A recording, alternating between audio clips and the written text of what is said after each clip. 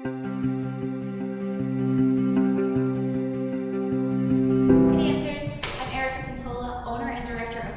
dance, and today we're going to talk about the topic of pointing our toes without crunching and curling them. Sometimes when we are talking about pointing our toes in our shoes versus scrunching them, it can be hard to tell if we are actually scrunching or keeping them elongated. So I would recommend working on this without your ballet shoes. Working without your ballet shoes on will give us a better idea of what is actually happening in our ballet flats. Pointing your foot should never involve curling your toes. We want to elongate the toes, not crunch and curl them. What can happen when you curl your toes under? It can damage your feet and lead to blisters when you're on point. So it's crucial to keep your toes straight. When you're on point in the shoe, this is where your toes are typically. We want them long. We don't want them crunched. So you're in the shoe and it leads to knuckling. Again, this can lead to blisters and other foot problems. I don't recommend using a TheraBand at first to train your feet on how to point, because sometimes the TheraBand can lead to things like actually scrunching the toes more. So when we're thinking about working with our foot in the beginning, I like to use things like my hand to give me tactile feedback. This way I'm not forcing my foot to do something or putting it in a position that could damage or lead to problems later on. One way to practice keeping our toes elongated versus crunched is I like to use my hand. I will take my hand and I will put it right under the ball of my foot and then press on my fingers with my toes. This shows me the feedback, all right, without the TheraBand that could potentially make them crunch if I wrap them around it. We don't want that. So we want them long and flat, and we press into our hand. See how my foot stays elongated and we're not crunching. So we elongate and press here.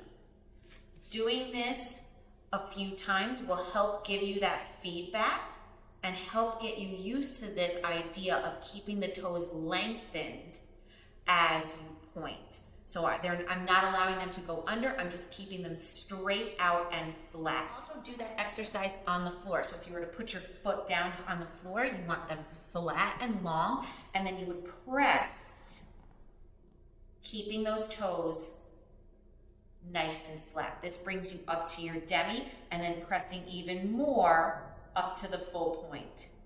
Rolling back down. Press to the demi, keeping them flat, and then long. If your toes do start to curl as you come up, they start to go under like this, you can take your toes and try and bring them back out. It's okay to help them. You're making connections between your brain and your feet. You're making those neural pathway connections and teaching your feet, no, we want to be long and flat, not crunched. Once we get comfortable with that, we can start with going all the way from a flex position all the way through the point. So we take here, we're in a nice flex position where our toes are up, and we bring them down. We point the ankle, keeping the toes up, and then elongating the toes out. Notice I'm not bringing them under and crunching. If you have the mobility, you might be able to come down further. And some people are like, but aren't your toes underneath now? They are, but they're not crunched, okay? They are still long. They're still heading out. The energy is heading away from me. That's the important thing. Instead of being crunched and bringing them under. So what we want to do is we want to continue these exercises. I like to do this when I'm sitting at home in bed. I will come from a flex position. I will go to my demi, keeping my toes long, and then reaching them long away from me. Then bringing my toes, just my toes back up, and then the ankle. And I do this 10 to 12 times on each foot. That's a really great place to start. As you do this, you can also think about bringing those toes farther down and not allowing them to crunch, and then back up. And then we can do this on the other foot. Don't be surprised if one foot has more range of mobility than the other foot. That is totally normal. It's just something that we have to work on a little bit more. Sometimes one part of our body is a little bit faster to grab the concept than the other. With consistent practice of these 3 exercises I gave you today, this will help build flexibility, mobility, and strength in your feet, which is very important for point work. Thank you, dancers, for joining me today on this topic. If you enjoyed this content, please leave me a comment below.